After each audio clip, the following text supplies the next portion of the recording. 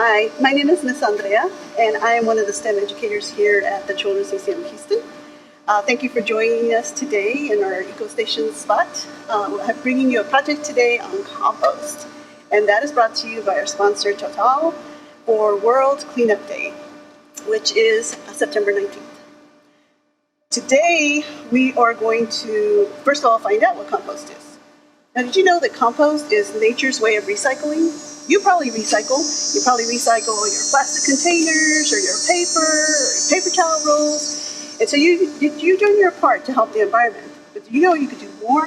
Because food waste and yard waste, according to the Environmental Protection Agency, takes up 30% of what goes to our landfills. And when it goes to our landfills, there is not a lot of oxygen in there. So things are not able to break down properly, and when they do break down, they produce methane gas. And methane gas is one of the gases that contributes to global warming. So it's a much, much bigger picture than just what's going on at your house. You could really help with this. I really like science. I feel like it's magic. And sometimes the things that happen I was amazed by. This is one of them. You can take garbage. Basically, this is garbage, right? Stuff that gets thrown away. And you can turn it into black gold. That's what gardeners call compost. So this is some of the compost from my yard. You see it? Nice and rich. It hasn't completely broken down yet, but you can see why they like it, because this is really good for your plants. So you could help the planet by keeping this stuff going to landfills, and you can help yourself too by turning it into really good stuff for your soil. How do you do? First of all, let's talk about what compost is. So compost is just organic matter that is broken down and then broken down really by a bunch of different animals that you might recognize, some of them you might not. Because what is in here is bacteria, fungus, all kinds of roly-polies, slugs, all those kind of insects that you would normally find where things are decomposing. They're called decomposers. What they do is they take organic matter and they break it down. They break it down so that the plants, that becomes available to plants again. What is the four components of compost? We have carbon, we have nitrogen, we have air, and we have water. Those are the four things you really need for good compost. And you look at me and say, what is carbon? What is nitrogen? So I'm going to break it down for you real easy. Carbon-based materials are they're called brown materials by gardeners, and they're really the stuff that is kind of like died already and turned brown. So you have like leaves, bark, you have grass that's dried up, even like the nuts. I have a pecan tree, and I use the nuts from my pecan tree. It's really good for my compost. These are considered the brown. You can also take paper bags, egg cartons if they're made out of recycle. You can get toilet paper rolls. You know how many toilet paper rolls your family probably uses? You can put them in your compost and keep them from going to the garbage, to the landfill. You can also use newspaper, and it's good to kind of scrunch up the newspaper because then it allows for air to go through. Remember, air is one of the four components that we need for our compost. So it allows for air to go through and for animals to be able to tunnel through. And you can also use the cardboard. So these are all things that are considered brown materials or carbon. So when I say carbon, I'm talking about brown. And when I say brown, I'm talking about carbon. You also have your green materials. Now, your green materials are like your kitchen waste. When you eat lettuce, when you take apart pieces of carrot that you don't use, you can dump them in there. If you eat a pear, I know it's pretty icky, but I got gloves on. Banana peels, coffee is one of the best things for nitrogen in your plant, in your compost. And you also can do the tea bags. And the tea bags, you can put the filter and the tea bag in there with it. Those things are considered carbon, but they're still good for your compost pile. So you have your greens, you have your browns, you need your air, and you need your water. So one of the things with the air is you don't want to push everything down. I don't know if you noticed, but on the ground below us, when you're walking on soil, air and water make up a large part of what's under there. You have to have air in order for the roots to get oxygen, in order for plants to get oxygen, and you have to have water too. So that makes up a lot of it. It's the same thing with your compost pile. You need that air and you need that water. In order for you to turn all these things into this, you have to have a good ecosystem. And the ecosystem is all the little bugs I was talking about. One last thing I forgot to mention, the eggs. You can put eggs in there, rinse them out really, really good. Because if you don't, it's going to attract animals. You do not want to attract animals to your pile. So it brings up a really good point. I wash these super good, but it brings calcium. It's neither the carbon or the nitrogen, but you bring some calcium into it. The more variety of things you have, the better your compost. So there are things that you do not want to add, is I told you about fruits and vegetables. You do not want to put anything in there that is citric, because it has a lot of acidity, and that is not good for the bacteria that you want to attract into your compost pile. You also do not want to put garlic and onions. Why? Because they are antibacterial. They will make bacteria go away, and bacteria is what we need to break this down. So no onions, no garlic, no citrus. And personally, I would avoid the watermelon. I put watermelon in mine, and I had so many ants. It was crazy. So I would totally try to avoid the watermelon. But it's really good for your pile, so if you can deal with it, put it in. The more things you have, so you'll see I have different types of leaves. This is from my pecan tree. There's different types of leaves from different trees that I have in my yard, because you want variety. Variety is going to be the best thing. How do you create the good ecosystem that will give you this kind of dirt?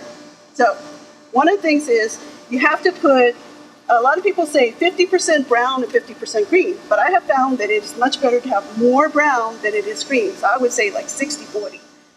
And you want to put it in layers.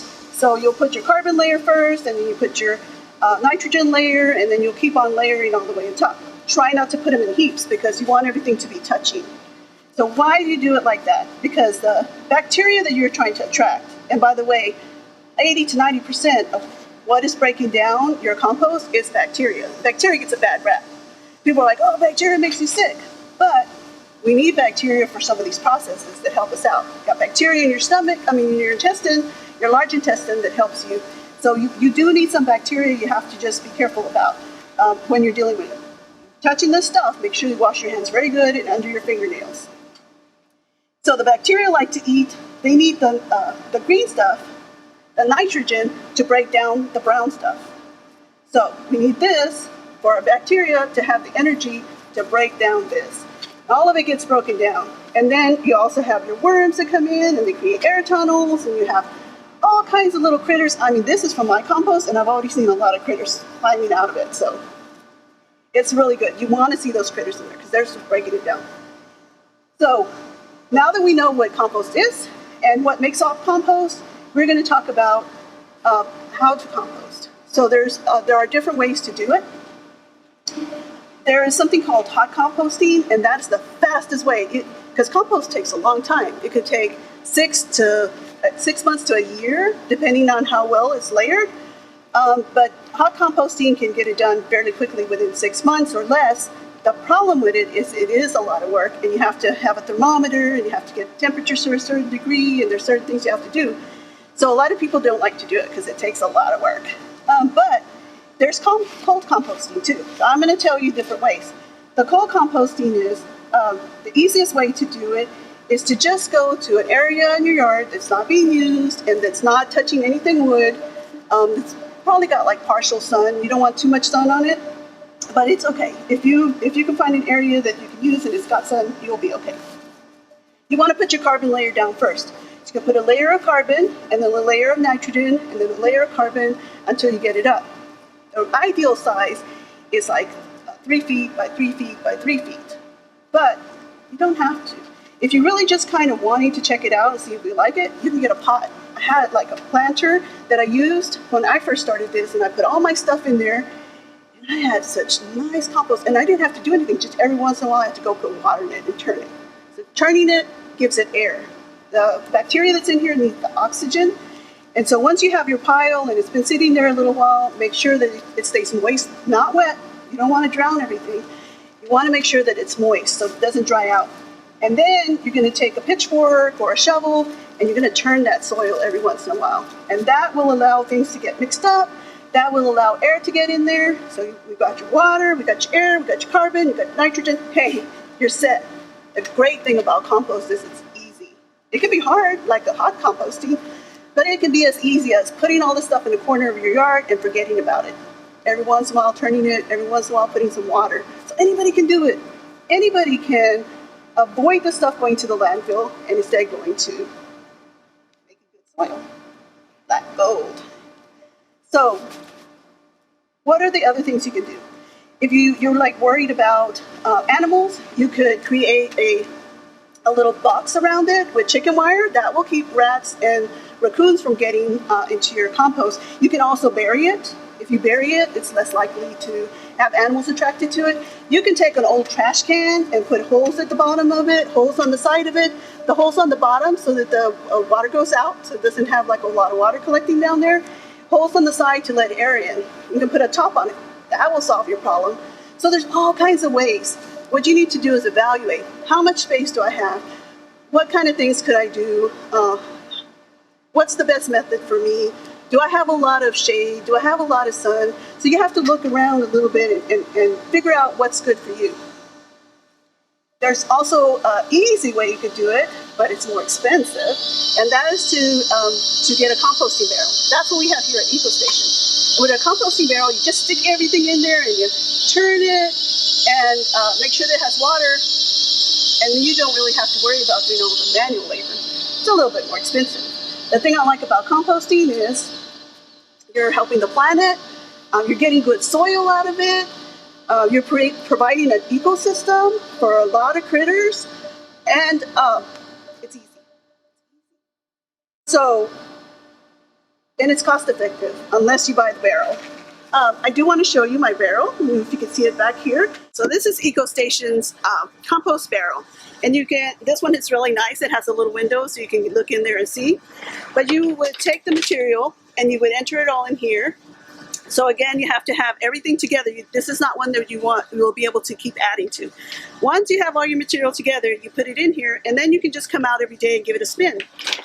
Giving it a spin mixes everything up, and it also puts oxygen in there. So you need air. Remember, one of the 4 components is air, so we need to put air in there. You can kind of check in there. If it looks like it's getting dry, you can add a little bit of water.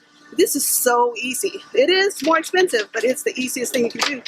Every day going to school, you can just go out there and give it a spin before you go to school. So now that you know what compost is, how to compost, the kind of materials that you'll need, maybe you're still not sure if you want to do this. So I have a project that you can do. You can take a 2-liter bottle or a jar, and you can add the compost, add the layers here in your bottle to make like a little mini compost. And that way that you can see what's happening with it on a small scale. And then once you see what's happening and you like it, then you can try it on the larger scale. And that way that you get an idea of the process. So you'll layer your brown layer and then your green layer all the way to get to the top. And the good thing about this is you can keep adding to it.